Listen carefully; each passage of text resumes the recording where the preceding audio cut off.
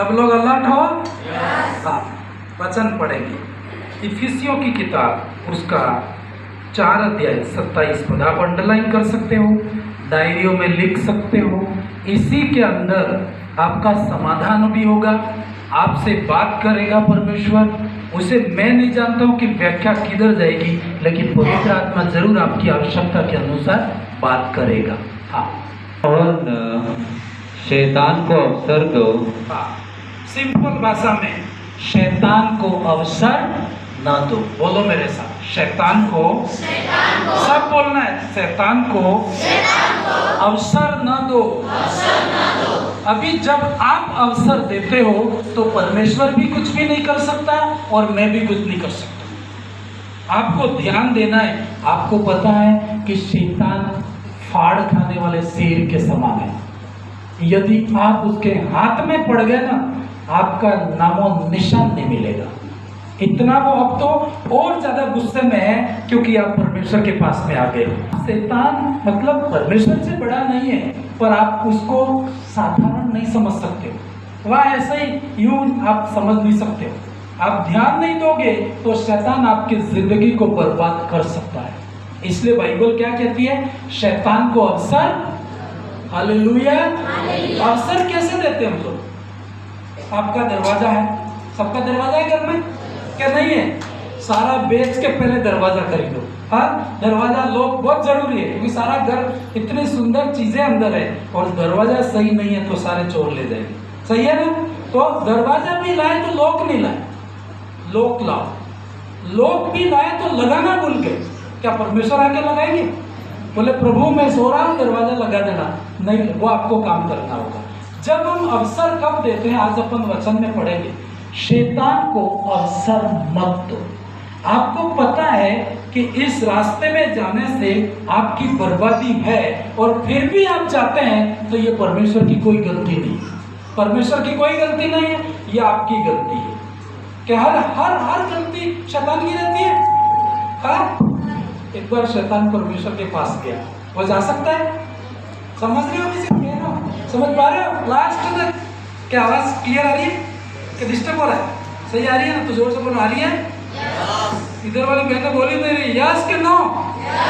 हाँ, आपको बोलना है हालेलुया, हालेलुया। आपको कई चीजें परमेश्वर आपको बोलता है। शैतान परमेश्वर के पास एक दिन गया, जा सकता है? वो जा सकता है। तुम जाते हो तो वो भी जाता है। उसके भी लीगल अथॉरिटी है कि प्रभु कैसा भी हूं, लेकिन बनाया तो तेने है। तो स्वर्गदूत था ना वो, पहले शैतान नहीं था, लेकिन बनाया किसने? परमेश्वर ने। गलत हो गया तो क्या हो गया, लेकिन उसके पास जाने का अधिकार उसे भी बनता है। अय्यूब के टाइम में गया कि नहीं गया वो, है ना? अभी भी जा सकता है। लास्ट तक भी वो बोल सकता है, प्रभु यार सबको नरक में, है ना, सबको स्वर्ग में ले जा रहा है, मेरे को अकेले को क्यों नरक में ले जा रहा है? और परमेश्वर चाहे दया भी कर सकता है, क्योंकि हम पिछले अध्याय में पढ़ रहे हैं, दया करना न करना किसकी बात है? तो ये भी प्रार्थना मत करो कि सदा समुद्र में डूब जाए, है ना? उस आपका वो नहीं है। लेकिन बाइबल कहती है शैतान परमेश्वर के पास जाता है और जाके बहुत रोता होगा, प्रभु करते ही ये लोग हैं और मेरे ऊपर ही बोलते हैं। आपके लोगों की शिकायत करता होगा कि ये गिर जाते हैं, ये गलती करते हैं, और नाम किसका लेते हैं? करते हैं नहीं करते हम लोग? हर बार कोई आप ये कहते हो कि आप मेरी गलती है, कोई नहीं कहता है इसकी गलती है, उसकी गलती है, मेरी तो थी नहीं इसमें। सबकी आती है, थोड़ी थोड़ी तो आती ही नहीं आती।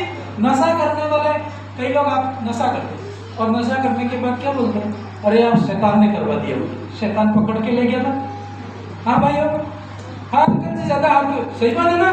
पकड़ के तो नहीं ले गया ना वो, आप गए, आपने खरीदा, आपने पिया, मुंह में थोड़ी डाला उसमें, सब कुछ आपने किया और शैतान बोल रहे शैतान, पर अपन उसको अवसर दे। तो सारा दोष परमेश्वर के ऊपर नहीं, अपने ऊपर भी लगाना, मतलब कहना कि मेरी भी गलती है उसमें, आपकी भी इसमें, क्या आपकी कोई गलती नहीं, सबकी गलती है। यदि आदम और हवा ये बोल देते ना प्रभु मेरी गलती है, तो शायद वहीं से फाइनल फैसला हो जाता। लेकिन हवा ने क्या कहा, आदम ने क्या कहा, किसने गलती की? समझ पा रहे नहीं पा रहे भाई? जब पाप हुआ तो सबसे पहले परमेश्वर आदम के पास में आया। किसके पास में? घर में कोई भी लड़ाई होगी सबसे पहले किससे पूछताछ की जाती है? हाँ, घर का लीडर से। आदम के पास परमेश्वर गया होगा, किसने फल खाया? तो आदम ये बोल सकता था कि दिया तो हवा ने है, लेकिन मेरी भी थोड़ी बहुत गलती है कि मुझे टेस्ट लगा लेके खा गया। हाँ, ऐसे वो बोल सकता था, लेकिन उसने क्या बोला? हवा ने दिया। और परमेश्वर हवा के पास गया तो हवा भी क्या बोली मालूम है? मैंने नहीं खाया। किसने खिलाया? सांप ने। एक दूसरे के ऊपर ढोलने वाली आदत तो आदम से पड़ी है। सही है? ये संसार में है कि नहीं है? ये आज की बात नहीं है, ये शुरू से हमारे ब्लड में, बच्चों के ब्लड में चला गया। हाँ, बच्चों को बोले ये गिलास किसने फोड़ा, तो क्या बोलेगा? अपना बचाव करेगा, सीधी जिम्मेदारी लेगा। गलती मेरे से होगी, मुझे माफ कर दो, जो भी पनिशमेंट दे दो, लेकिन उसको मत मारो, ऐसा बोलेगा? नहीं बोलेगा। हालेलुया। तो कोई भी गलती होती है तो सारा शैतान के ऊपर नहीं, आपकी भी जिम्मेदारी है, मेरी भी जिम्मेदारी है ना? आप यदि शैतान को अवसर देते हो तब आता है वो। यदि आप अवसर नहीं दो, शैतान आपकी जिंदगी में क्या नजर उठा के भी नहीं देख सकता। हालेलुया। ऐसा बाइबल कहती है, वचन के अंदर पढ़ेंगे, वापस पढ़ेंगे। और न शैतान को अवसर दो, शैतान को अवसर न दो, शैतान को अवसर नहीं देना है। और कैसे अवसर ढूंढता है वो ढूंढता फिरता है। वो दुष्ट आत्मा, बाइबल कहती, एक बार निकल जाती है तो ढूंढती फिरती है, और नहीं मिलता तो वापस आती है, और एक के साथ 7 दुष्ट आत्मा और भी लेके आती है, और हमारी हालत पहले से भी खराब कर देती है। आगे दूसरा पद कि शैतान का दूसरा कुरिन्थियों 2:11 पद, कि शैतान का हम पर दाव न चले, क्योंकि हम उसकी युक्तियों से अनजान। आपको सारे प्लान बता दिए कि शैतान कैसे आक्रमण कर सकता है, शैतान कैसे आपके घर घुस सकता है, कौन से दरवाजे से आ सकता है, सारे तरीके आपको बता दिए गए हैं। अब आपको बिल्कुल अलर्ट रहना है। जैसे बॉर्डर में रहते हैं ना, बिल्कुल अलर्ट। कभी भी शत्रु आक्रमण करे, आप अलर्ट होंगे तो वो आपके ऊपर आक्रमण नहीं कर सकता, करेगा भी तो वो प्रबल नहीं होगा। हालेलुया। एक कहानी में बाइबल से घटना है, वहां से हम लोग पढ़ेंगे। दूसरा राजा 5:5 पद।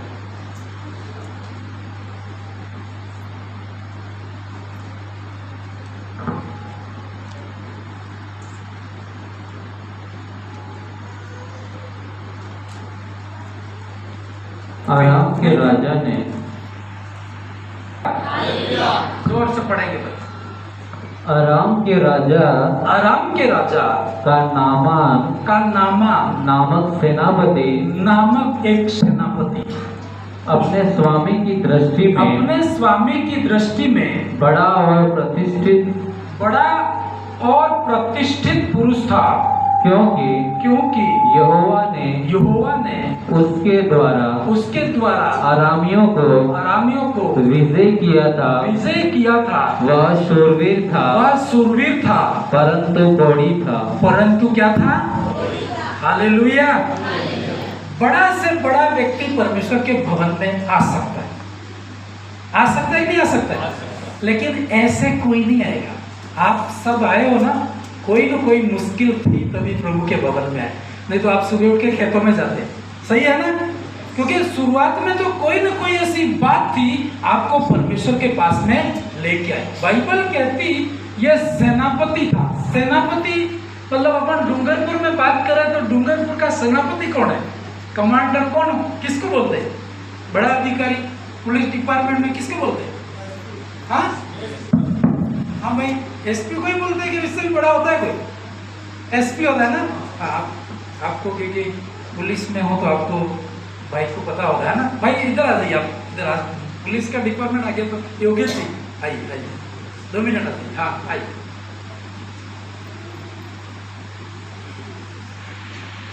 ताली बजा। अभी पुलिस में ड्यूटी है ना आपकी, किस जगह में? आप ओपरी है ना। Hallelujah, hallelujah. अभी अपने चर्च में बहुत सारे पुलिस वाले भाई लगे है ना। विनोद जी भी है ना, वो ऐसे ऐसे बहुत सारे हैं। थानेदार साहब भी आए थे, उनको भी संपर्क करना पड़ेगा। एसपी साहब भी आने वाले हैं, तो वो आएंगे ही आएंगे, गए होंगे तो भी आएंगे, है ना। एसपी साहब भवन में आएंगे तो दूसरे डिपार्टमेंट तो आएंगे, क्या सबको छुट्टी हो जाएगी। हालेलुया। आप चाहते हो आए? मेरी आंखों ने देखा है और ये पूरा होगा। होगा कि नहीं होगा? यार तुम इतने ढीले रहोगे तो पूरा नहीं होगा।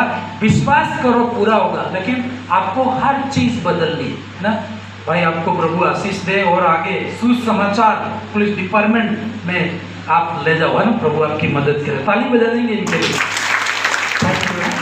तो ये जो सेनापति था, आप ये मत सोचो कि केवल परमेश्वर में बाइबल में छोटे छोटे लोग आए, राजा लोगों ने अपनी जिंदगी दे दी है। और ये कब दिए मालूम है? प्रार्थना के बल से। आप यदि प्रार्थना करो, जैसे एसपी आपकी बातों से नहीं आएगा, आपकी प्रार्थना से आएगा। हालेलुया। आपकी प्रार्थना में वो ताकत है, इस देश का हाई जो अथॉरिटी है उसको भी भवन में ला सकते। बाइबल कहती यह सेनापति था उस देश का, मतलब राजा के सेकंड, मतलब फर्स्ट जो वहां का राजा था, और उसके जो दूसरे नंबर पे था वो कौन था? सेनापति का। सारा युद्ध का कारोबार इसके हाथ में रहता था। और बाइबल कहती सेनापति अपने मालिक मतलब राजा की दृष्टि में बहुत बड़ा प्रतिष्ठित था, आदरणीय था, सम्मान्य था और बड़ा शूरवीर था। लेकिन क्या प्रॉब्लम थी उसकी? कोड़ी था। हालेलुया। एक बीमारी। कई बार ऐसे बोलते हैं ना, मेरे घर में कोई समस्या नहीं आए। यदि कोई भी समस्या ना आए ना, हम परमेश्वर के नजदीक नहीं रहेंगे। सही है कि नहीं? मतलब कोई समस्याएं आती है, हमें परमेश्वर के निकट में लेके आती है। और ऐसे साधारण हम लोग समझ नहीं सकते बिना परेशानी के। तो यह सेनापति भी परमेश्वर को कभी नहीं जानता, मर जाता लेकिन परमेश्वर को कभी नहीं जानता। पर बाइबल कहती है, पूरी कहानी में आपको नहीं बताऊंगा, और आपके पास घर जाके टाइम रहेगा तो दूसरा राजा 5 अध्याय आप पूरा पढ़ना। हालेलुया। कोई भी डिपार्टमेंट परमेश्वर और उसकी सामर्थ्य को इनकार नहीं कर सकता है, पर आपको सही रीति से रिप्रेजेंट करना है। कभी कभी आपकी गवाही सही नहीं है और आपकी गवाही को देख करके संसार वाले परमेश्वर के पास कभी नहीं आते। ये लोग कब आएंगे? आपका उठना बैठना वो देखेंगे। बाइबल पढ़ना ही काफी नहीं है, बाइबल जीना है। बोलो मेरे साथ, बाइबल को पढ़ना काफी नहीं है। सब बोलो मेरे साथ, इधर बोलो की आवाज नहीं आ रही मेरे को। बाइबल पढ़ना काफी नहीं है, परंतु जीना है। तो जो बाइबल में लिखा है, यदि तुम समाज में प्रकट करोगे ना, ये समाज बदल जाएगा। वो कहेगा यार ऐसा तो हमने कभी देखा नहीं है। पर लोग बाइबल नहीं पढ़ते हैं, वो किसको पढ़ते हैं? आपको पढ़ते हैं। आपके घर में किसको पढ़ते हैं लोग? आपको पढ़ते हैं। आपका व्यवहार सही देख करके वो प्रभु के पास में आएंगे। वो कहेंगे कि यार तू पढ़ता क्या है, वो किताब मुझे भी दे दो। आप नहीं, आप कहोगे मैं नहीं दूंगा, तो भी वो रात को चोरी करके ले जाएगा कि इसके अंदर क्या रखा हुआ है। आपको पता है महात्मा गांधी ने बाइबल पढ़ी थी। कितने लोग जानते हैं बात को? आप जानते हैं ना, बाइबल उन्होंने पढ़ी थी। उनको पता था कि अंग्रेजों को खदेड़ना है तो ताकत से मुश्किल है, लेकिन ये जो पढ़ते उस शास्त्र को पढ़ा जाए उसके अंदर क्या लिखा है, और उसके अंदर जाके बात करी तो उनको देश छोड़ना पड़ा। हालेलुया। तो आपको इसको व्यवहार में आपको लाना होगा। घर में जहाँ जिस डिपार्टमेंट में रहते हैं, मैं आपको पूरी कहानी नहीं बता रहा हूँ, लेकिन ये जो सेनापति परमेश्वर के पास में आया था एक छोटी लड़की के द्वारा, और वो लड़की इसके घर में, इस सेनापति के घर में, मतलब आज के अपन डूंगरपुर की बात करो तो एसपी जो होता है वो खुद खाना बनाता है क्या सर? नहीं बनाता होगा ना, क्योंकि इतना बड़ा उसका ड्राइवर अलग होगा, उसकी गाड़ी अलग होगी, है ना। उसके पास ये खाना, ये इन चीजों में टाइम देगा तो वो सोचेगा कैसे। लोग बोलते हैं ना कभी कभी, बैठे बैठे क्या करते हो? अरे बैठे बैठे भी बड़ा काम होता है। सही है ना। इंसान बैठा बैठा भी उतना काम कर रहा होगा, तुम खेत में 10 जने भी नहीं कर सकते हो, क्योंकि कई चीजें ऐसी रहती है वो दिमाग की रहती है। रहती है कि नहीं रहती? बोले कलेक्टर का तो क्या काम है, बैठे बैठे कुर्सी पे, ड्राइवर भी रहते हैं, गाड़ी भी रहती है, रसोई भी रहता है। भाई साहब वो जितना काम कर रहा है ना, पूरा डिस्ट्रिक्ट को संभाल रहा है। हालेलुया।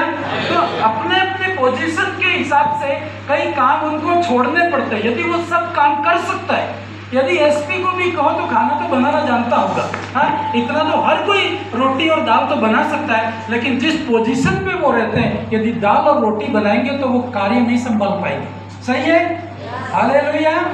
तो ये जो सेनापति था, ऐसा कहती है बाइबल कि ये लड़ने जाते थे, और पुराने जमाने में राजा युद्ध करते थे, जिस देश के ऊपर युद्ध करते थे तो वहां की संपत्ति लोगों को सबको लूट के अपने देश में लाते थे। तो इन्होंने क्या किया था, आराम एक देश था और इसके राजा ने इजराइल पर आक्रमण किया था और वहां पर सारी संपत्ति लूट करके अपने देश में लाए थे, लेकिन उसके साथ में एक छोटी लड़की भी लाए थे। हालेलुया। बहुत बड़ी नहीं थी, मतलब छोटी थी, बहुत ज्यादा बड़ी नहीं थी, 15 साल, 14-15 साल की आसपास लड़की थी। हालेलुया। और इसने क्या किया था कि वो बात अच्छे से करती थी, उसने देखा होगा कि ये ईमानदार है, तो उसने अपने घर में काम करने के लिए रख दिया। हालेलुया। नौकर भी कोई कैसे रखता है मालूम है? आप ईमानदार होंगे तो हर किसी को नौकर रख सकते हो? हर किसी को अपने घर में झाड़ू लगाने का काम दे सकते हो? नहीं दे सकते हो। यदि वो ईमानदार नहीं है तो निकालना पड़ता है। कई चीजें आपको मिलती है, मैं कई बार दृष्टि करता हूँ, यार बड़ी चीजें होनी है, लेकिन छोटे छोटे लोग ईमानदार नहीं होते तो बड़ा काम कैसे हो सकता है? तो शुरू में पता लगता है यार इनको निकालना पड़ेगा, तो उनको निकालना भी पड़ता है, क्योंकि बहुत इंपॉर्टेंट जो जिम्मेदारी होती है, आप ऐसे व्यक्ति को नहीं देख सकते। तो इस सेनापति ने अपने घर में वो यहूदी लड़की जो परमेश्वर का भय मानती थी अपने घर में रखी, और इस सेनापति की कोई संतान नहीं थी। हालेलुया। उसका थोड़ा बैकग्राउंड बता रहा हूँ। इसकी कोई संतान नहीं थी, उसकी पत्नी घर पे रहती थी और ये जो सेनापति सेना में रहता था। तो उसकी पत्नी कहती होगी घर का काम बहुत बढ़ गया है, कपड़े धोना, झाड़ू पोछा लगाना, खाना बनाना, बहुत सारी चीजें, तो कोई ऐसी लड़की हो जो मेरी हेल्प करे तो ले आना। और ये सेना में युद्ध करके आए थे, उनको पता था कि यार ये लड़की थोड़ी भय मानने वाली लगती है, सब चीजों को समझने वाली है, तो ये सेनापति अपने घर में ले आया। हालेलुया। एक बात इस लड़की की, झाड़ू लगाती थी लेकिन वो प्रार्थना करके काम करती थी। मेरे जैसा होता क्या करता, अरे यार हम लोग तो गुलामी में आ गए, हाँ, घर में झाड़ू लगाने, अपना देश छोड़ के आ गए, अब क्या प्रार्थना करें, बंद कर दो। नहीं, सेनापति कितना भी डराए लेकिन अपने प्रार्थना के रूम में जाकर के प्रार्थना करती थी, बाइबल पढ़ती थी, इसके पास जो भी किताब हो, जो भी चीजें होगी वो पढ़ती होगी, परमेश्वर से प्रार्थना करती थी, आराधना करती थी। इतना ही नहीं, जब घर में वो चलती थी तो सेनापति ने देखा, उसकी पत्नी ने देखा, ये लड़की बहुत ईमानदार है। आपको कैसे पता चलेगा कि ये व्यक्ति परमेश्वर का भय मानता है? लोग कैसे जानेंगे बाहर वाले आप परमेश्वर का भय मानते? बाइबल पढ़ने से। समझ पा रहा भाई? हालेलुया। उनको कैसे पता चलेगा कि तुम विश्वासी हो? तुम्हारे व्यवहार से। उनको बाइबल तो पढ़ा नहीं सकते, लेकिन ये लड़की परमेश्वर का जब भय मानती है ना, और ये व्यक्ति पति पत्नी बातें करते होंगे, इनकी बड़ी परेशानी क्या थी? कोढ़, बीमार था ये। एक दिन इस लड़की को हिम्मत हुई कि मेरे सेनापति इतनी बड़ी बीमारी में है, मैं परमेश्वर को मानती हूँ, तो मैं जरूर इसको क्या करूँ, सुसमाचार दूं। आप एक बात बताओ, कई लोगों को सुसमाचार बांटते होंगे, लेकिन लोग आप पे विश्वास करते? हालेलुया। सोचोगे क्या? हाँ, कईयों को आप सुसमाचार देते होंगे, वो विश्वास करते हैं? वो नहीं करते, नहीं करते ना। पर यदि बड़ा व्यक्ति इस लड़की की बात को सुना, इस व्यक्ति ने, इसका मतलब ये था इस व्यक्ति ने और उसकी पत्नी ने इस लड़की को अपने घर में देखा होगा। हालेलुया। सरपंच आपकी बात आज नहीं मानता है, लेकिन आप चाहते हो कि आने वाले दिनों में माने? हाँ, धीरे धीरे नहीं मानेगा वो। आप ऐसा प्रभु के साथ जियो, प्रार्थना करो, वो जरूर आपकी बात मानेगा। घर के लोग भी आपकी बात मानेंगे जब आप परमेश्वर की मानेंगे। सीधी सी बात है, यदि आप प्रभु की सुनते हो ना, तो लोग जरूर आपकी सुनेंगे। नहीं सुनते हो तो लोग भी आपकी नहीं सुनेंगे। तो ये जो लड़की थी बड़ी परमेश्वर का भय मानती थी, इसका मतलब ये घर के सभी कामों को सुन सुन के करती थी। एक और मैं आपको बताऊं, परमेश्वर का भय मानना किसे कहते? अपने शब्दों में कैसे पता चलेगा कि ये व्यक्ति परमेश्वर का भय मानता है? बताओ बहनों, आप बताओ, कोई भी एक खड़ा होकर बताओ, कैसे पता चलेगा? हाँ बोलिए, बिल्कुल फ्री। हाँ वो उसको, हाँ वो चलेगा, उसको जिएगा। मतलब उस लड़की ने सारी बातें बोली, लेकिन उसने देखा होगा, मालिक ने, उसकी जो मालकिनी थी, कि यार ये लड़की बोल रही है वो सही है। तो सेनापति ने ये भी पूछा होगा कि ये लड़की का व्यवहार सही लगता है, घर में कोई चोरी तो नहीं करती है ना, 10 रुपये रख भी देते होंगे। अपन कई बार चोरी करते हैं, आप 10 रुपये में विश्वास योग्य नहीं है, लाख रुपये परमेश्वर दे सकता है? कभी नहीं दे सकते। आप यहाँ साथ में रहते, बाहर आप झूठ बोलते हैं, परमेश्वर आप पे कभी विश्वास नहीं कर सकता। इस लड़की की सारी बातें देख करके इसने अपनी बात अपनी मालकिनी को बोली कि मेरे देश में परमेश्वर का एक भविष्यवक्ता रहता है, और यदि ये सेनापति विश्वास करे तो इसका कोड़ जा सकता है। विश्वास से बोली, है ना, व्यवहार भी किया था उसने, परमेश्वर का भय मानती थी वो कि जरूर प्रभु काम करेगा। अपन कई बार बोलते हैं ना, बड़ा आएगा, कैसे आएगा? आप गवाही भी देनी है, अपना जीवन भी वैसा रखना है। हालेलुया। और इसने, उस लड़की ने इसकी पत्नी को बताया, इसकी पत्नी ने इसको बताया कि यार ये लड़की इजरायली है, परमेश्वर का भय मानती है, किसी प्रार्थना करती है, और ये बोल रही है कि मेरे देश में भविष्यवक्ता रहता है और उसके पास में जाएगा तो तू क्या हो जाएगा? चंगा। तो उस सेनापति ने उसकी पत्नी की बात भी सुनी, खुद भी उसने उस लड़की को देखा, जैसे बोलती है वैसे रहती भी है। कई बार आप बोले सही झूठ नहीं बोलना, लेकिन बाहर हजारों झूठ बोलते हैं तो लोग ठट्टे उड़ाते, कहते नहीं है, लेकिन क्या बोलते बाद में? ठट्टे उड़ाएंगे, आपकी इज्जत नहीं होगी। भले सामने बहुत इज्जत करेंगे, पीठ के पीछे बोलेंगे फालतू बातें, आपकी लोग बातें करेंगे, आपका अपमान होगा, लेकिन इसने देखा मैं उस देश में जाऊंगा। और इसने क्या किया पता है? इसके ऊपर राजा था, आराम का राजा था, आराम के राजा को इसने सुसमाचार बताया कि मेरे घर में जो लड़की रहती है वो एक विश्वासी है। हालेलुया। मेरे घर में जो लड़की रहती है वो विश्वासी है। परमेश्वर का नाम गया कि नहीं गया? और राजा ने कहा, तो क्या कहती है? वो कह रही है कि मेरे देश में एक भविष्यवक्ता है, उसके पास तू जाए तो तेरी बीमारी ठीक हो। तो राजा ने कहा, इतनी सी बात है तो तू जा भाई, उसके पास जा, है ना। और वो तैयारी के साथ में गया। जैसे आपकी आशीष है ना, घर से निकलते हो ना, तैयारी के साथ जाना चाहिए। और एक और बात बता दूं, परमेश्वर के भवन में खाली हाथ नहीं जाना चाहिए। क्यों? क्योंकि परमेश्वर दान नहीं देता है, लेता है। दान किसको देते हैं? हाँ, गरीबों को देते हैं। दान गरीबों को देते हैं। परमेश्वर को क्या देते हैं? भेंट देते हैं, गिफ्ट। राजा है ना, जब परमेश्वर के पास में आओ तो दान नहीं, एक भेंट लेके आओ, उत्तम से उत्तम। ये एक अन्य जाति आदमी, एक सेनापति, उसके लाइफ के ऊपर मैं मेडिटेशन कर रहा था, ये कैसे चंगा हुआ, कैसे आशीषित हुआ। घर से जब निकला है ना, रथ भर के लेके निकला है, सोना चांदी कपड़े हर चीज, है ना। यदि ठीक हो गया तो मैं सारी चीजें भेंट करके आ जाऊंगा। हालेलुया।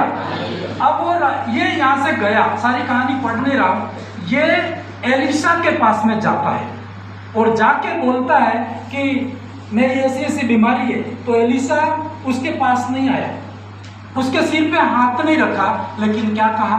उस नदी में जाके डुबकी लगा दे और तू वापस निकलेगा तो तू क्या हो जाएगा? चंगा। और नदी में गया और चंगा हो गया। चंगा होने के बाद वापस वो एलिशा के पास में आता है। जब ठीक हो गया तो एलिशा के पास में आता है। वहां से हम पढ़ेंगे दूसरा राजा, उसके 5 अध्याय और 15 पद।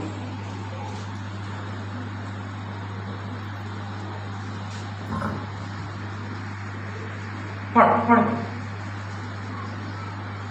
तब अपने सब दल, क्योंकि वो मैंने कहा ना, वो सेनापति कमांडर था, उससे भी हाई लेवल सेनापति, तो उससे भी ऊपर की पोजीशन है। तो वो उसके साथ बहुत सारे दल थे, है ना, एसपी कहीं अकेला थोड़ी जाता है, कलेक्टर भी अकेला, उसके साथ बहुत सारे दूसरे सैनिक थे, पूरी मिलिट्री उसके साथ में थी। तो वो कह रहा है बस सब अपने दल समेत परमेश्वर के भक्त के यहाँ लौट आए, चंगा होके वापस एलिशा के पास में आता है। क्या कहता है फिर? और उसके सम्मुख अब उसके सम्मुख खड़ा होकर कहने लगा, सुन अब मैंने जान लिया है कि समस्त पृथ्वी में इस्राएल को छोड़कर और कहीं परमेश्वर नहीं है। एक छोटे मोटे लोग गवाही दे तो चलो यार यूं भी हो जाए कि इनको पैसे देके बोल दिया होगा, लेकिन उस देश का कमांडर सेनापति कहता है ना कि मैंने अब जान लिया है कि इजराइल को छोड़ के कहीं पर भी परमेश्वर नहीं है। हालेलुया। उसको जब चंगा हो गया, वो उस लड़की की गवाही के कारण ठीक हो गया, तो उसने कहा कि मैं जान गया हूं कि तेरा परमेश्वर क्या है, सच्चा है। फिर आगे, इसलिए आप अपने दास की भेंट को क्या कर, ग्रहण कर। भेंट मतलब इंग्लिश में गिफ्ट है ना, दान नहीं बोला। दान तो वो कहता कि भाई रोड पे जो गरीब रहता है ना, 1 रुपया 2 रुपया 5 रुपया 10 रुपया रोडों पे दे दो आप भिखारियों को। लेकिन परमेश्वर के पास में जब वो आया सेनापति, कई लोग बोलते हैं यार दान की बात, यहाँ पर आप सेनापति क्या बोला है, मेरी भेंट को क्या कर, ग्रहण कर, मैं चंगा हो गया। और आपको पता है ऐसी वैसी भेंट नहीं लेके आया था। हालेलुया, हालेलुया, है ना, ऐसी वैसी भेंट नहीं थी। इसकी भेंट को देख के मैं मेडिटेशन कर रहा था ना, बहुत बड़ी भेंट थी। पढ़ेंगे उस प्रदेश को। एलिशा ने कहा, यहोवा जिसके सम्मुख में उपस्थित रहता हूँ, उसके जीवन की शपथ में कुछ भेंट न लूंगा। कुछ भी भेंट। हालेलुया।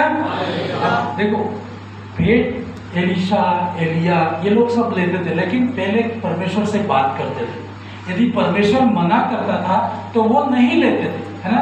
यीशु मसीह के पास में भी आप देखो एक ट्रेजर रहता था, यहूदा था ना, पैसों को संभालने वाला रहता था, तो लोग देते थे। यीशु मसीह के टाइम में भी लोग उनके पैरों में पैसा डालते थे, सोना चांदी कपड़े हर चीज। हालेलुया। मैं आपको बताऊं, मैं कई जितने कपड़े पहनता हूं ना, सब गिफ्ट आए हुए, हर चीज गिफ्ट।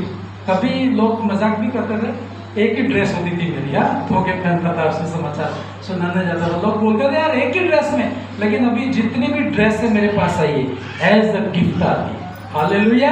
ताकि मैं पैसा जो भी आपका जो परमेश्वर का पैसा रहता है वो पैसा हम सेवा में खर्च कर सके, कपड़ों के भी। लेकिन वैसे ही बाइबल कहती है प्रभु बोलता है तो लेनी है, और प्रभु मना करे तो लालच करना। हालेलुया। तो उसने कहा कि आज तेरी भेंट में लूंगा नहीं। फिर आगे, और तब भी वह इनकार, मतलब लास्ट तक उसने लिया नहीं, 1 रुपया भी नहीं लिया। और बाइबल कहती है वो कितना पैसा लेके आया था। थोड़ा सा मैं वचन पढ़ रहा था तो मेडिटेशन किया। आप क्या सोचते हो कितना लाया होगा? एक वचन पढ़ेंगे, दूसरा राजा 5 अध्याय 5 पर ऊपर होगा सर। अराम के राजा ने कहा, हालेलुया, हालेलुया। भेंट चाहिए, दान चाहिए? हाँ, तुम यार डेली देते हो, आज हम देते हो आपको। हाँ, हालेलुया। दे रहे हो ना, तुम देते जाओ, एक दिन परमेश्वर आपको देगा, सारा इकट्ठा करके ब्याज समेत देगा। हालेलुया। बाइबल कहती कि जब वो राजा, जो सेनापति राजा के वहां से निकला था, तो क्योंकि जैसे मान लो यहाँ से जाके अमेरिका के राष्ट्रपति से मिलना है तो मैं सीधा थोड़ी जा सकता हूँ, है ना। यहाँ से प्रधानमंत्री बात करेंगे, हमारे देश के प्रधानमंत्री एक लेटर लिख के मुझे देंगे कि हमारे देश से ये व्यक्ति आ रहा है सर आप मिलना, तब जाके वो मिल सकते, डायरेक्ट मेरे को मिलेंगे नहीं। तो वैसे ही वो जब सेनापति आ रहा था तो वहाँ के राजा ने लेटर लिखा था कि ये जो सेनापति आ रहा है वो मेरी तरफ से आ रहा है, ताकि वो मिलेगा करके। और बाइबल कहती है जब वो जा रहा था उसी टाइम में उसको इतना विश्वास था कि शायद मैं चंगा हो जाऊंगा तो कोई गिफ्ट देके आऊंगा। क्या गिफ्ट लेके निकला था वो घर से? देखो यहां से पढ़ो, तब यहां से तू जा, मैं इज़राइल के राजा के पास एक पत्र भेजूंगा, तब वह 10 किक्कार चांदी और हालेलुया, चांदी कितने ले गया था? 10 किक्कार। वो उनके अपने यहाँ पे क्या चांदी को कैसे तोलते? चांदी पहनते भैया, पहनो, इनको देने के कोई बंद पहनते ही नहीं है। सोना पहनते हो? सोना बोलो, 10-15 मिनट में लूंगा, ज्यादा नहीं पर बोलो आप। हाँ, सोना पहनते हो? चांदी पहनते हो?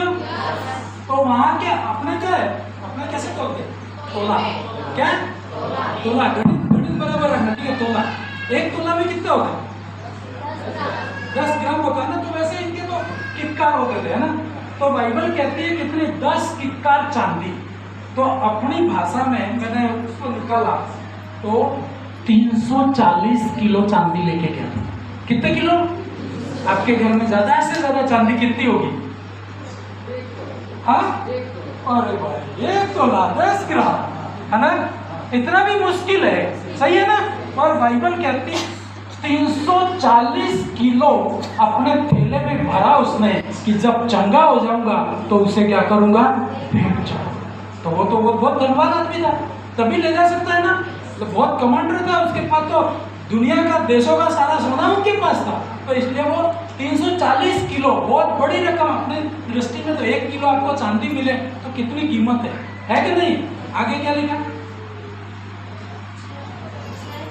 ये यहाँ से पढ़ो, जल्दी पढ़ो। 6,000 टुकड़े सोना और हालेलुया, सोना लेके गया वो 6,000 टुकड़े। तो अपनों को पता नहीं, पर ऐसा मतलब इसका कैलकुलेट करके एग्जैक्टली नहीं बोल रहा हूँ मैं, लगभग आसपास ऐसा कहते हैं 70 किलो सोना था। कितना? 70 किलो। 1 किलो का कितना होगा? किलो तो छोड़ो, हाँ, 1 किलो सोने का क्या भाव? अपने को तोले में है ना। 1 तोले में कितना ग्राम होता है? मेरे को आता नहीं है, साथ में तुम्हारे साथ में गणित भी सीख जाऊंगा। बोलो हालेलुया। 1 तोला कसम भाई, हाँ 10 ग्राम ना, 10 ग्राम। 1 तोले का कीमत कितनी है अपनी? 1 तोले की कीमत कितनी अभी आज? अरे 10 ग्राम नहीं बोल रहा हूँ, कीमत कह रहा हूँ मैं। हाँ, पैसों में कितनी? 1 लाख है ना अंदाजी, सही है ना? तो आप सोचो 1 किलो का कितना होगा? 100 ग्राम का कितना हो गया? 10 लाख हो गया, ठीक है? और 1 किलो का 1 करोड़, कितना? और इसको पैसों में कन्वर्ट करें तो कितना पैसा था? 70 किलो का कितना हो गया? 70 करोड़। हालेलुया। इतने ऐसे बड़े दान वाले आ सकते हैं आपके पास? आ सकते हैं। मैं तो विश्वास करता हूँ परमेश्वर एक दिन कोई पूरा खाली करके चला जाएगा, है ना? हमारे सीए से बात कर रहा था मैं, तो आगे क्या क्या प्लान है? मैंने कहा पेट्रोल पंप खोलना है ना? तो वो कहता इतने पैसे कैसे आ रहे हैं सर? आप तो देखते जाओ।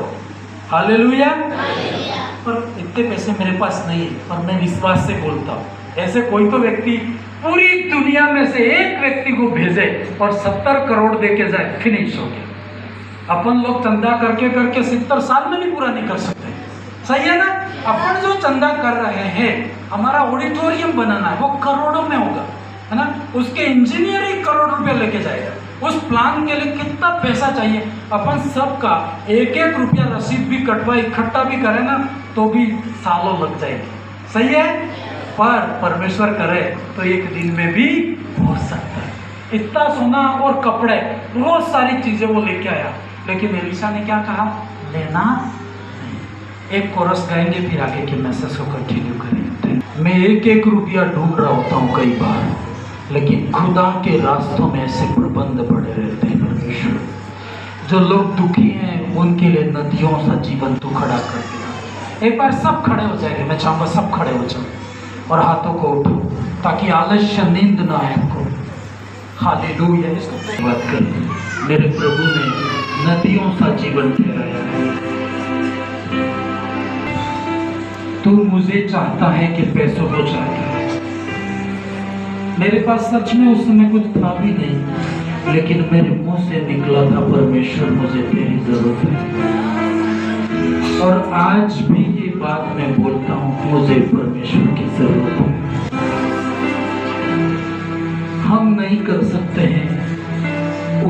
काम परमेश्वर झटके में कर सकता है। मैं आपको बता दूं, इसलिए परमेश्वर के साथ ईमानदार और वफादार होना चाहिए। तुम पूरी जिंदगी नहीं कर सकते, उतना काम परमेश्वर करना चाहे तो 1 सेकंड के अंदर कर सकते हैं। मैं सोच रहा था इस वचन के ऊपर, एलिशा यदि पूरे गांव में चंदा भी करता तो 70 करोड़ जितना चंदा नहीं कर सकता था, लेकिन एक सेनापति आया, इतना सारा उंडेल के जाने के लिए तैयार हो गया। प्रियो, सच में प्रभु को आप समर्पित रहे, ईमानदार रहे, वफादार रहे, परमेश्वर तुम्हारे हर एक मन की इच्छा पूरी कर सकता है।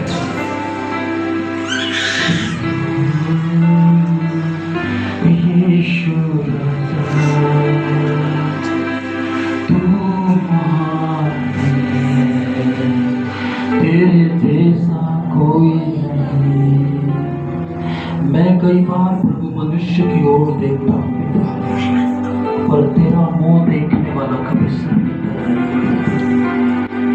ये बाइबल की कहानियां हमें उत्साहित करती है प्रभु कि घुटनों में रहने से क्या संभव हो सकता है। हालेलुया। पिता, तू अपने लोगों से आगे का जो भी पार्ट है तू बात कर ताकि उत्साहित रहे। तुझे देख के हमारा भरोसा बढ़ता है परमेश्वर कि तू कैसे एक कमांडर के दिल में ये बात डालता है और वो काम करवाता है। परमेश्वर सबको ब्लेस कर, आशीष कर, यीशु के नाम से पिता प्रार्थना करते हैं, आमीन। हालेलुया। बैठ जाओ, अभी आधा सेशन ही नहीं हुआ है,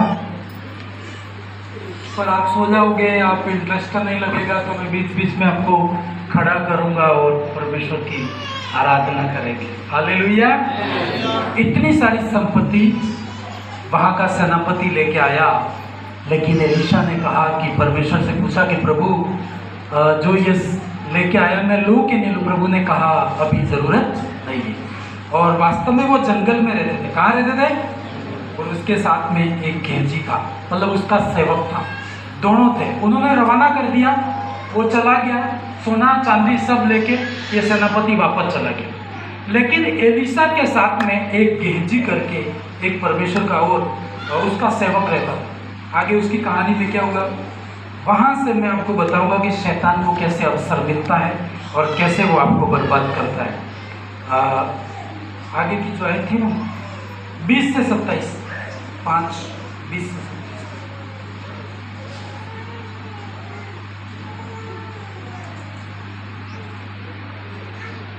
यहाँ से बहुत इंपॉर्टेंट है, शैतान को अवसर कैसे मिलता है, यहाँ से आप पकड़ना। Hallelujah, hallelujah. हाँ, ध्यान से, और सच में आप याद रखते हो तो बहुत अच्छी बात है। हाँ, यहाँ पे देखो, वो सोना चांदी लेके वापस चला गया और वहाँ पर कितने लोग थे? एलिशा और उसका एक सेवक था गेंजी, 2 लोग थे वहाँ पे। फिर क्या हुआ? एलिशा वापस प्रार्थना के रूम में चला गया और गेंजी बैठा बैठा सोचने लगा। पढ़िए पढ़िए, जल्दी पढ़े। कि परमेश्वर के भक्त एलिशा का सेवक, परमेश्वर के भक्त एलिशा का सेवक गेंजी सोचने लगा। शैतान कहाँ अटैक करता है मालूम है? विचारों में। हमारे सबसे पहले इंसान सोचता है, फिर बोलता है, फिर होता है। ये फॉर्मूला हमेशा याद रखो। सबसे पहले वो सोच रखता है, उसके अंदर आता है। कल मैं ऐसे कभी वीडियो देखता नहीं हूँ, लेकिन एक अचानक मेरे मोबाइल में जापान का वीडियो आ गया था और वहाँ की बुलेट ट्रेन के बारे में बता रहा था। तो वहाँ का कैसा अनुशासन है, जापान वाले अपने से आगे, बहुत काफ़ी आगे है ना। मतलब वो बता रहा था कि वो वाले इधर टेक्नोलॉजी, वो सिस्टम आते आते 2090 हो जाएगा, तो मैं सोचता कोई रहेगा। हालेलुया। मतलब बहुत, क्योंकि उनका डिसिप्लिन। तो वो कह रहे थे कि समुद्र के नीचे जमीन होती है, जमीन के भी नीचे मतलब ट्रेन निकाली है। तो कैसे निकाली? तो वो बता रहा था कि 10 साल तो उनको सोचते सोचते लगे थे कि कैसे किया जाए, है ना। अपन सोचते कम है, करते ज़्यादा है, इसमें कुछ भी नहीं होता, है ना। पहले सोचो, ऐसे बोलते हैं जो सोचता है ना, वो करता नहीं। कई बार करता है, वो सोचता नहीं। तो दोनों तरफ प्रॉब्लम है ना। सोचने में थोड़ा टाइम लगाओ। तो मैं उनकी ऐसा ही पढ़ रहा था, 10 साल इंजीनियर बैठ के सुबह उठ के नाश्ता करके यही काम तैयार हो के कि इस ट्रेन को कैसे निकाला जाए। तो घर वाले कहते होंगे कोई काम है कि नहीं है, तो वो बोलते होंगे बहुत काम करके आए। क्या काम? कपड़े गंदे होना ही काम होता है क्या? घर वाले तो ये सोचते कपड़े गंदे नहीं हुए तो काम नहीं हुआ होगा। हालेलुया। वो सोचा उन्होंने 10 साल, और इसके बाद उन्होंने बुलेट ट्रेन निकाली है ना, मतलब समुद्र के नीचे होके। तो सच में कई बार आपको सोचना पड़ता है। और शैतान भी, परमेश्वर भी हमारे सोच में काम करता है और शैतान भी हमारे सोच में काम करता है। Hallelujah, hallelujah. तो सोच का बहुत ध्यान रखना। देखो क्या लिखा, वापस पढ़ो कि परमेश्वर के भक्त एलिशा ने, एलिशा का सेवक एलिशा के सेवक गेहजी सोचने लगा मेरे स्वामी ने तो उस अरामी नामक सेनापति से ऐसे ही छोड़ दिया जो वह ले आया था।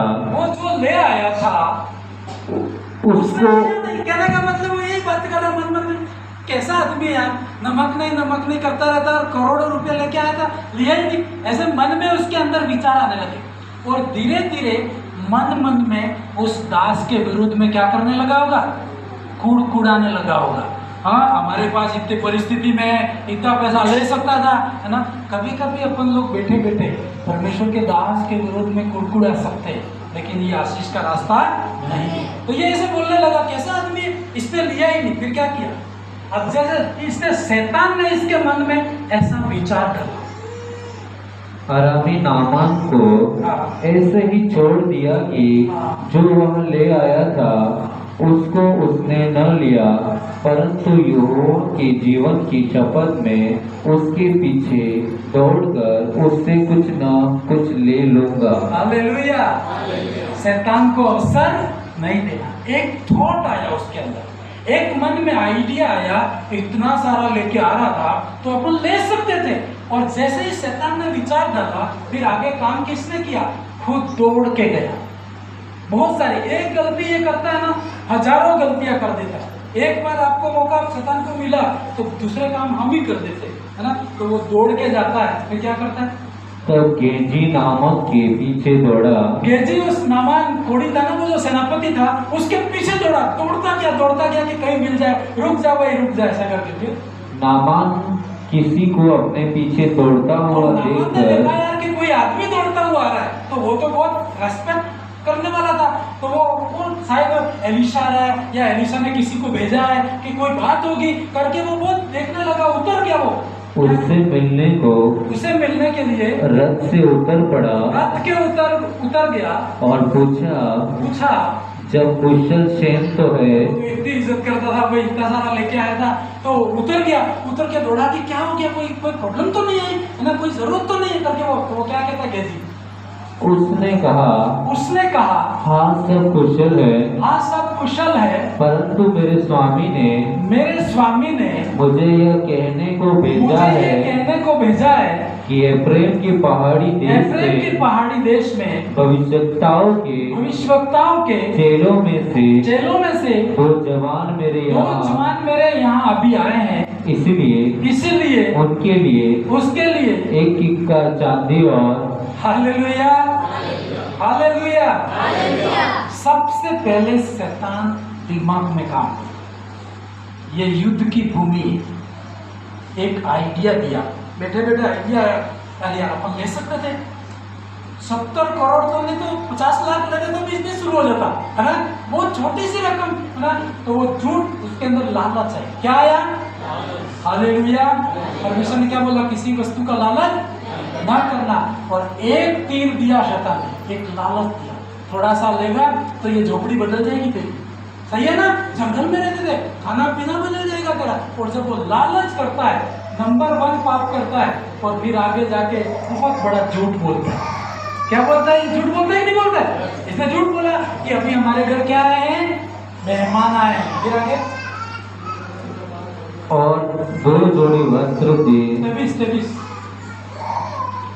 नामान ने कहा खुशी से दो। उसने तो, है ना, जितना बोला उससे डबल दे दिया, क्योंकि वो तो खुशी से दे रहा था ना। उसने कहा एक क्या ले जा, तू 2 ले जा, है ना, बहुत सारा सामान दे दिया। इतना दे दिया उसने, कितना दे दिया देखो।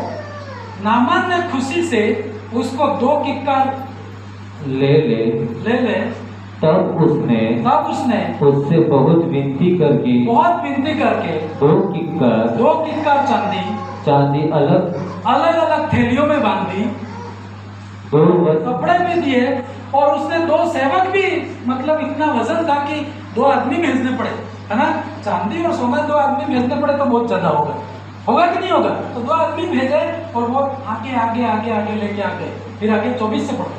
जब वह टीले के पास पहुंचा, तब उसने उन वस्तुओं को उनसे लेकर घर में रख दिया। हाँ, फिर आगे और उन मनुष्यों को विदा किया। वो आए थे ना, उनको भी थोड़ा छोड़ने गया होगा, कहीं एलिशा ना निकल जाए तो ये गए कभी क्या कर रहे, तो वो उसको निकालने गया, छोड़ देता उनको, वो चले गए। फिर आगे तब वह भीतर जाकर अपने स्वामी के सामने खड़ा हुआ। एलिशा ने उससे पूछा, हे गेहजी, तू कहाँ से आता है। हालेलुया। ये प्रार्थना के रूम में था। कहाँ पे था एलिशा? कहाँ पर था? लेकिन आपको बताऊं, प्रार्थना के रूम में जो रहता है ना, बाहर की सारी चीजें वो पढ़ सकता है। अब उसको ये मत कहना ना, मैं मेरा प्रैक्टिकल बताता हूँ, मैं ऑफिस में प्रार्थना में ही बैठा रहता हूँ ज़्यादा, अक्सर मेरा काम कोई दूसरा नहीं है। अब तो जितना घर के भी काम सब लोग कर रहे हैं, काफ़ी भाई लोग हैं, सब करने वाले हैं। तो प्रभु ने कहा तू केवल यही तेरा काम, कोई दूसरा काम नहीं। बैठे बैठे मुझे पता हो रहा है कि वहाँ पे कोई डिस्टर्ब है, तो मैं महेश भाई को फ़ोन करता हूँ। हालेलुया। तो ये मत सोचो कि वो अंदर है, उसे कुछ पता नहीं। बता देना, ईमानदार होना ये आशीष रहती है, पर हम लोग झूठ बोलते हैं। इसने कहा एलिशा जब वो गया था ना, उस व्यक्ति से क्या बात करी, कितना सोना चांदी लिया, कितने कपड़े लिए, कितने लोग साथ में आए थे, कहाँ गाड़ के आए, सब इसको पता था। हालेलुया। पर गेहजी अपने जैसा था, उसको तो जैसे पता ही नहीं हो, है ना, अनजान बन रहा है। उसने कहा, एलिशा ने कहा, गेहजी तू कहाँ से आ रहा है? उसने कहा, किसने कहा? गेहजी क्या बोल रहा है? तेरा दास तो कहीं नहीं गया था। ये जो बोल रहा है ना, ये टेढ़ा ही बोल रहा है। समझ पा रहे हो इस शब्द के अंदर? हालेलुया। मतलब ये जब बोल रहा है ना, इसके शब्द की ये दिखाती है, ये शब्द दिखाता है कि अब टेढ़ा जा रहा है। क्या जा रहा है? मतलब ऐसे बोलना नहीं चाहिए थे। यदि सही होता तो एलिशा पूछता कहाँ गया था, तो बोलता कि सर मैं बस इधर ही था, हाँ, प्रार्थना कर रहा था। पर वो क्या बोल रहा है? तेरा दास कहीं नहीं गया था, है, बोलते नहीं ऐसे, टेढ़ा बोल रहा है। उसी से पता चल गया कि पूरा ये टेढ़ा गया है। फिर आगे अब एलिशा उसने बताया उसको, एलिशा ने उससे कहा, जब वो नामान कोढ़ी इधर मुंह फेर के तुझसे मिलने को अपने रथ पर से उतरा, तब से पूरा हाल मुझे मालूम था। हालेलुया। उस जमाने में कोई सीसीटीवी कैमरे नहीं थे। आज तो टेक्नोलॉजी ऐसी है कि आपके घर कैसे क्या हो रहा है मोबाइल से आप ट्रैक कर सकते हो, है ना, कैमरा सब सिस्टम लग गया। लेकिन ये उस जमाने की बात है, कैमरे का तो नामो निशान नहीं था दुनिया में। हालेलुया। उसने कहा कि जब तू गया था ना गेजी, वो आदमी वहां से उतरा, उधर मुड़ा, तुमने क्या बात करी, तब से पूरी हिस्ट्री मुझे पता है। हालेलुया। फिर आगे क्या हुआ देखो, क्या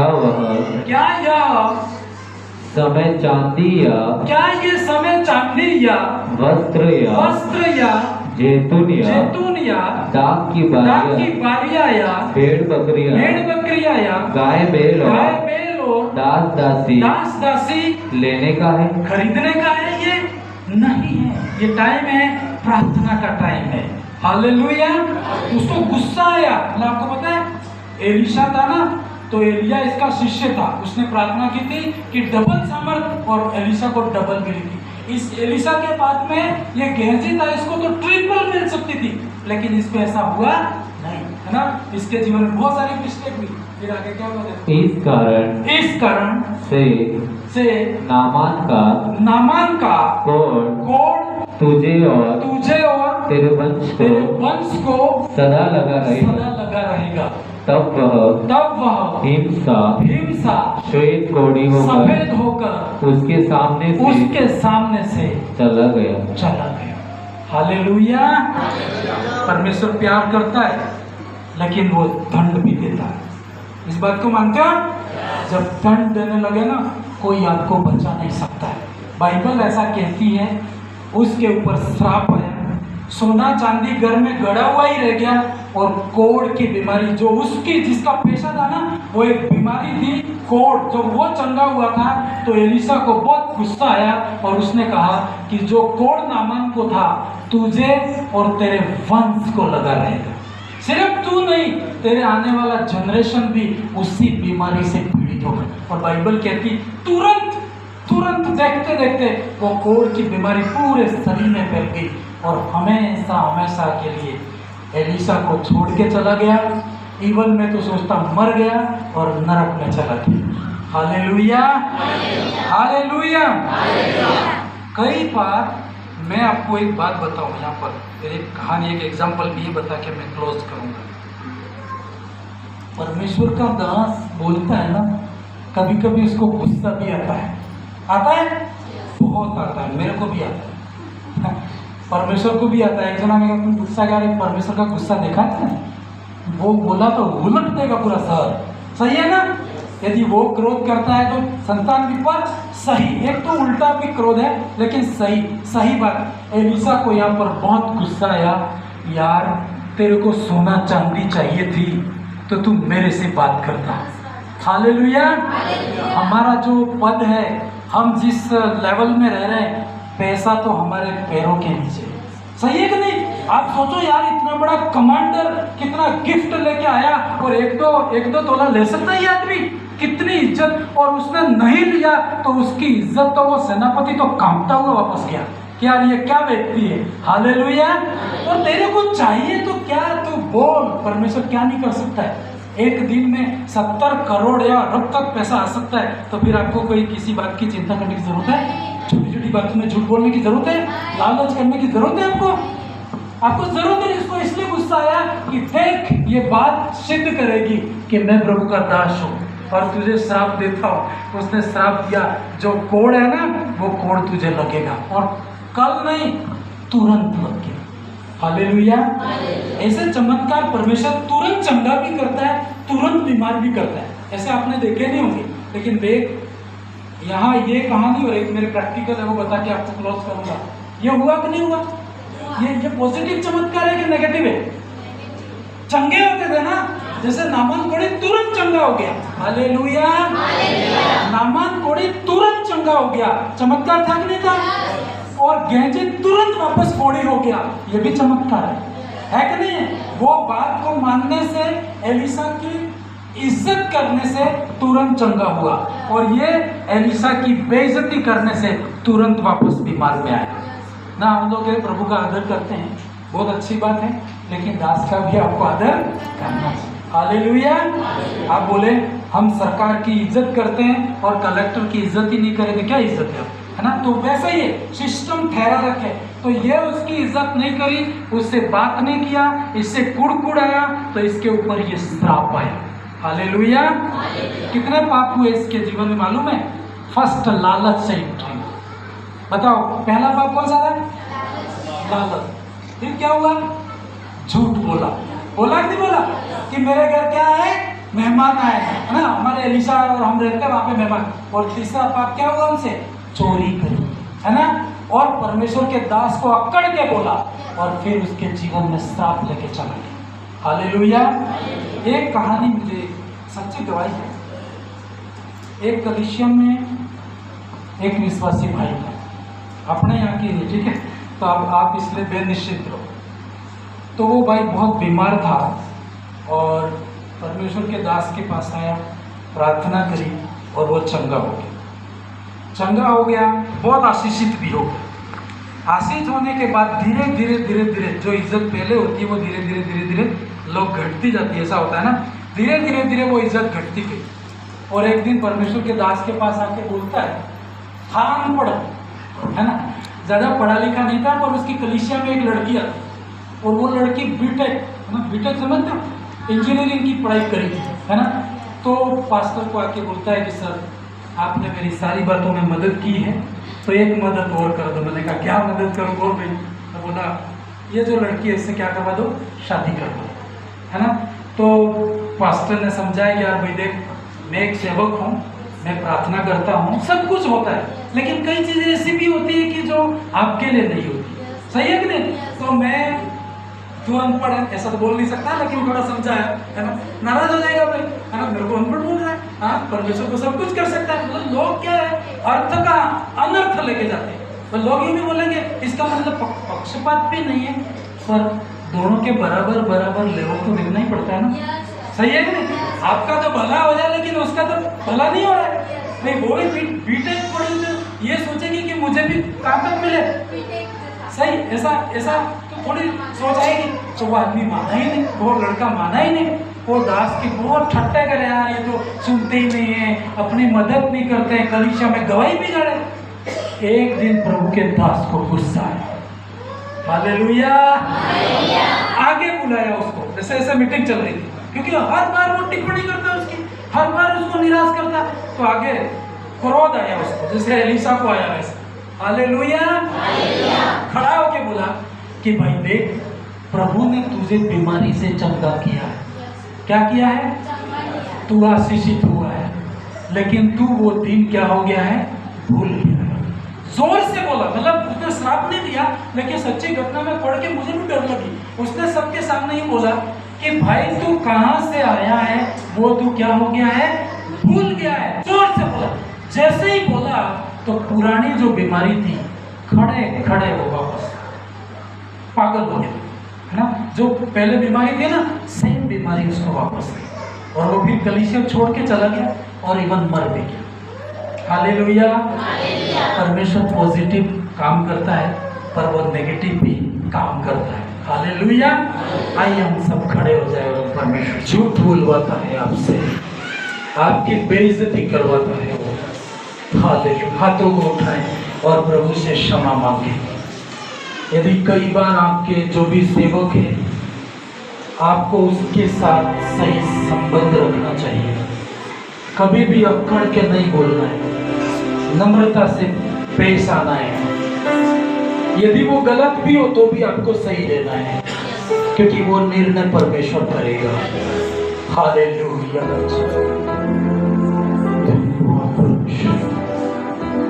कई भाइयों को बहनों को मैं बोलता हूँ कि आपको यहाँ गलत है, कोई सुनने के लिए तैयार नहीं।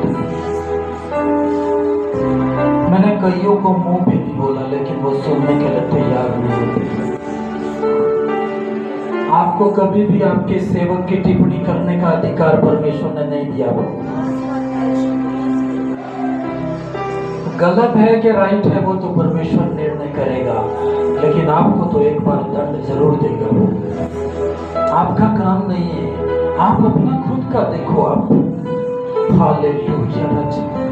कैसे कहजी ने अपना जिंदगी बर्बाद कर दी उसने। परमेश्वर चंगा करता है, उसने कहा वो घायल भी करता है, वो जिलाता है, वो मारता भी है, उसके हाथ में। अपने हाथों को खड़ा करके बोलो, प्रभु मेरे जीवन में कोई भी ऐसी गलती ना होने पाए, किसी दूसरे की चीजें देख के मुझे मिल जाए ऐसा आप मत करो। अंदर लालच ना होने पाए, दूसरों की नकल करने की बातें ना होने पाए। परमेश्वर का दास बोलता है तो आप जरूर उसका आदर करें। कोई भी दास के बारे में बाहर बात कर रहा है, उसके मुंह सटअप करवाओ। आप सुनोगे तो भी दंड के हकदार बनोगे। आइए हाथों को उठा के धन्यवाद करें। धन्यवाद परमेश्वर पिता, धन्यवाद परमेश्वर। आवाज उठा के धन्यवाद करें। शैतान को अवसर मत दे। झूठ कई बार अपन झूठ बोलते हैं, आपके पास है फिर भी झूठ बोलते हैं। परमेश्वर से दास से बात करना बहुत सावधानी से करनी चाहिए, क्योंकि उसके हाथ में जीवन भी है और उसके हाथ में श्राप भी है। यदि एलीशा एक व्यक्ति को श्रापित कर सकता है, यीशु मसीह भी उस पेड़ को श्रापित कर दिया उसने, तो आपके पास और मेरे पास भी वो अथॉरिटी रहती है। हाथों को उठा के धन्यवाद करें। कभी भी शैतान को अवसर न दो।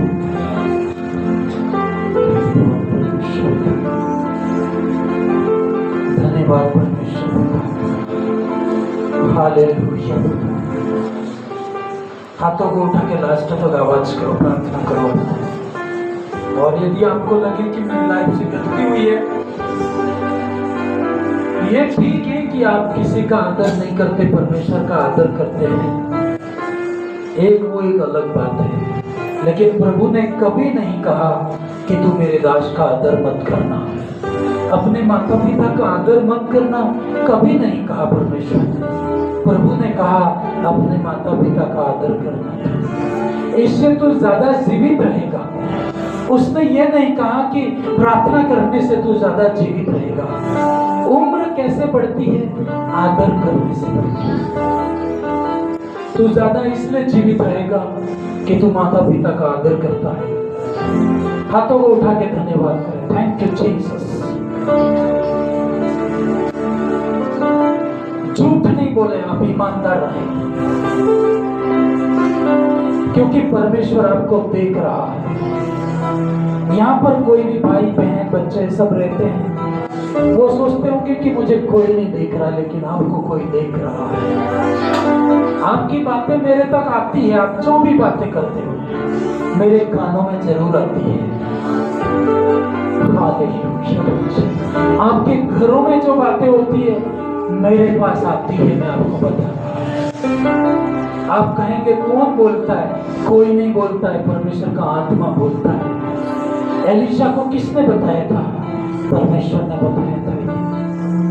हाथों को उठा के धन्यवाद करें, कहें प्रभु मेरे पापों को क्षमा कर। मैं श्राप नहीं, आशीषें चाहिए प्रभु। आशीषें मतलब प्रभु यीशु तेरा धन्यवाद, प्रभु यीशु तेरी महिमा हो। प्रभु मेरे बारे में सब कुछ जानता है, तू सब कुछ जानता है प्रभु। प्रभु आपके बारे में सब जानता है। उसके सामने अपनी जिंदगी को अपने कहो, मैं लालच नहीं करूंगा प्रभु। दूसरे को देख के अपनों को कभी लालच नहीं करना चाहिए। टाइम आने पर प्रभु आपको जरूर देगा।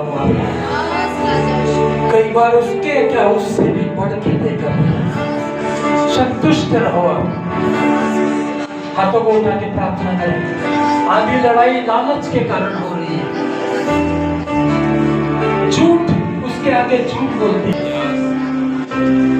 यदि गेहजी ये बोलता कि मुझसे गलती हो गई, मेरे में लालच आया, मैं दौड़ गया, मैं लेके भी आ गया, लेकिन वो क्षमा कर देते।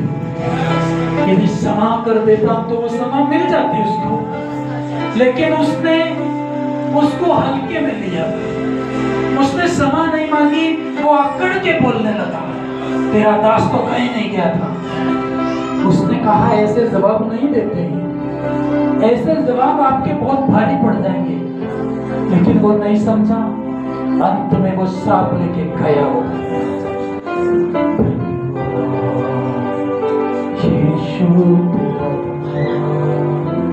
हाथों को उठा के प्रार्थना करें। प्रभु मैं आपकी इज्जत करता हूँ, आपकी कलीसिया की इज्जत करता हूँ। मेरे को बोलने दो शब्द आगे, इसका मतलब प्रभु मैं मेरे स्पिरिचुअल लीडर का अपमान नहीं कर सकता हूँ। ये खराई नहीं, ये टेढ़ाई कहलाती है। प्रभु मेरे अंदर जो भी ऐसी बातें आज बाहर कर, सभी आप प्रार्थना करो और दुष्ट आत्मा अंधकार की शक्तियां सब छोड़ के चली जाएगी। क्षमा मांगो प्रभु से।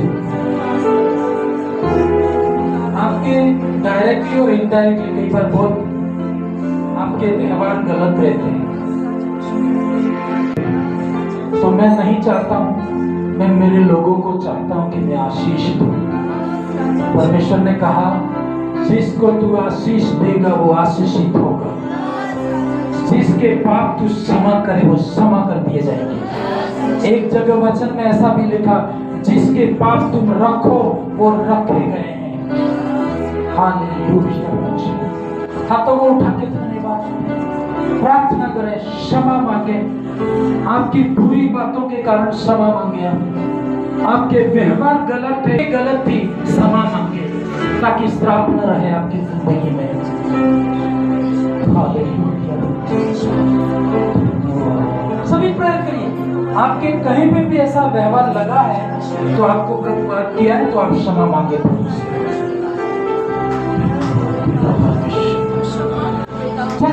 आवाज उठा के अगले 2 मिनट आप प्रार्थना करें, क्योंकि आपके जो बीमारियां हैं, तकलीफें हैं, कई बीमारियां ऐसी हैं वो श्रापों के कारण पड़ी हुई रहती है। ये प्रार्थना से नहीं जा सकती। कई चीजें श्राप तोड़े जाते हैं। गेहजी का एक सॉल्यूशन था, समाधान था कि वो वापस एलिशा के पास जाके समझौता कर ले। एलिशा को मनवाना बहुत कठिन काम नहीं था, बस वो जाके मान लेना चाहिए था और भविष्य में ऐसी गलती कभी नहीं करेगा। हालेलुया। हाथों को उठा के प्रार्थना करो। प्रभु यीशु, थैंक यू जीसस।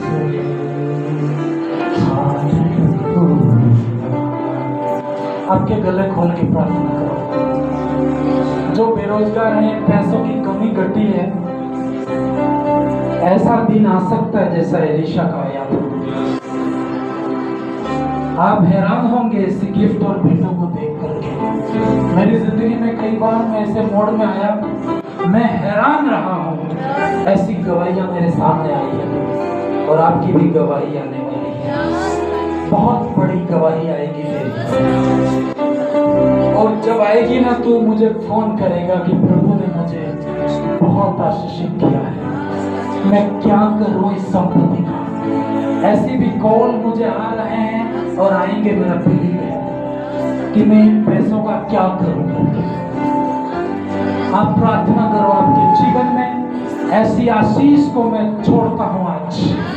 ऐसे कॉल आपको हैरान कर देंगे जैसे एलिशा के जीवन में एक सेनापति आया था। प्रार्थना करो हाथों को उठा के। तुम्हारी आपको लालच करने की जरूरत नहीं होगी, आपको झूठ बोलने की जरूरत नहीं पड़ेगी, आपको चोरी करने की जरूरत नहीं पड़ेगी आपको, क्योंकि इतना होगा कि तू संभाल नहीं सकता। हालेलुया। किसी की बुराई मत कर तू। कई लोग होते हैं अपना खा के भी बुराई करते हैं। जिस थाली में खाता है उस थाली में तू कभी छेद नहीं करना चाहिए। ऐसे लोगों को परमेश्वर पसंद नहीं करता है। हालेलुया। कहो प्रभु से कि मुझे आशीष चाहिए प्रभु जी, मैं आज आशीष लेके जाऊं प्रभु जी। हाथों को उठा के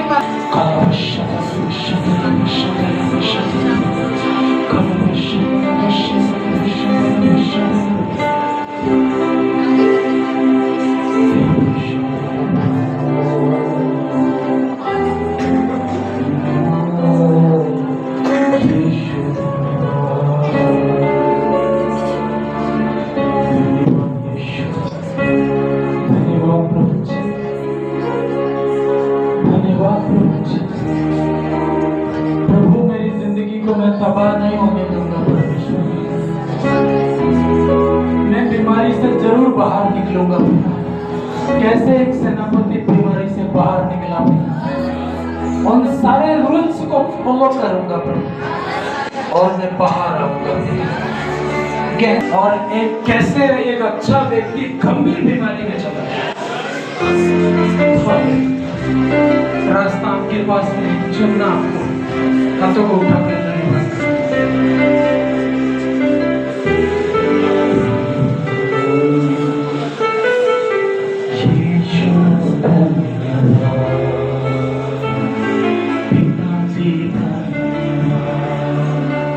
राजा जी धन्यवाद, प्रभु धन्यवाद, पिताजी धन्यवाद। प्रभु को देख के हाथ उठाएं आप, और ये टाइम आपका है आशीष लेने का। जिन बातों की आपकी बेइज्जती हो रही है ना, इतना आशीषित करेगा, इतना आशीषित करेगा, देखने वाले हैरान हो जाएंगे।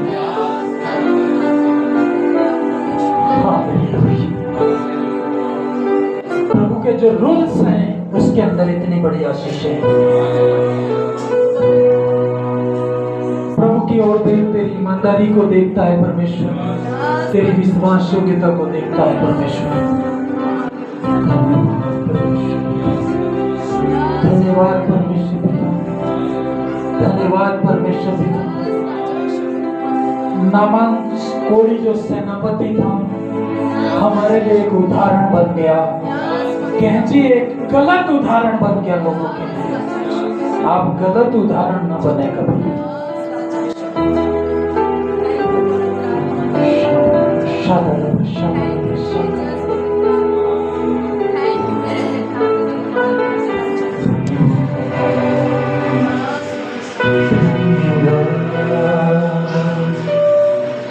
पिताजी धन्यवाद, राजा जी धन्यवाद। नदियों सा जीवन आ रहा है आपकी लाइफ के ऊपर, लेकिन मनुष्य की ओर और परमेश्वर के रूल्स और रेगुलेशन फॉलो नहीं करने के कारण वो नदी सूख भी सकती है। हालेलुया राजा। कहे प्रार्थना में, वो नदियों सा जीवन चाहिए मुझे।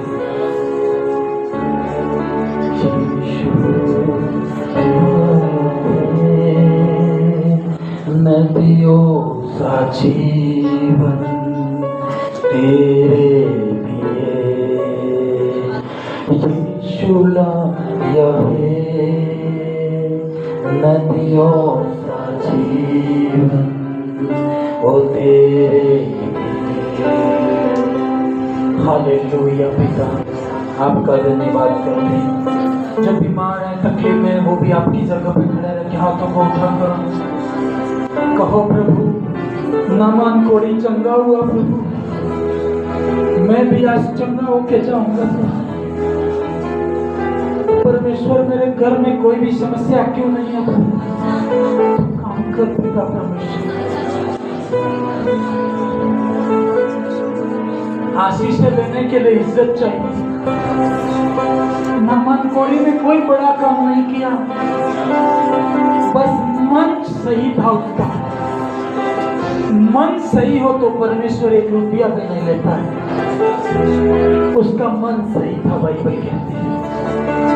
मन की खराई से आया था वो, पढ़ा लिखा व्यक्ति था वो, सारे रूल्स एंड रेगुलेशन को वो समझता था। बड़ी इज्जत से उसने चंगाई पाई, लेकिन कहजी उसकी इज्जत को संभाल नहीं पाया। हम कहजी के समान कभी न बने। मैं कहूंगा आप कहजी का उदाहरण कभी न बनने पाए। आप सेनापति का उदाहरण लेके जाए। परमेश्वर ब्लेस कर पिता, इनके जीवन में तू काम कर परमेश्वर, आशीष कर परमेश्वर। ऐसी लालच की आत्मा, तुलना करने की आत्मा, अपने स्वामी को खदेड़ने की आत्मा आउट होने पाएगा परमेश्वर। सारी घमंड की आत्मा बाहर होने पाएगी, नकल की आत्मा लीव करने पाएगी, झूठ की आत्मा आउट होने पाएगी। परमेश्वर आप कार्य करें।